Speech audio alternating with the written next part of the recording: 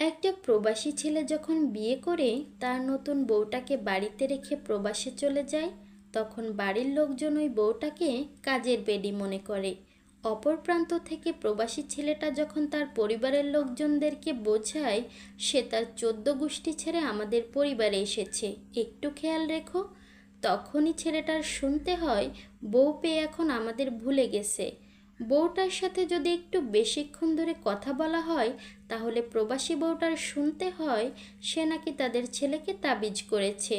প্রবাসী ছেলেটার যদি পরিবারে একটু টাকা দিতে দেরি হয় তাহলে তো পরিবারের মুখের দিকে তাকানোই যায় না। একটা প্রবাসী ছেলের কষ্ট বোঝার মতো কেউই থাকে না। একটা প্রবাসী ছেলের টাকা দিয়েই শুরু হয় ভাই বোনের পড়াশোনা, ভাইয়ের বিয়ে, বোনের বিয়ে, ঘর করা, পরিবারের খরচ ইত্যাদি ইত্যাদি। কিন্তু ওই পরিবার ভুলে যায় এই প্রবাসী ছেলেরও একটা ভবিষ্যৎ আছে।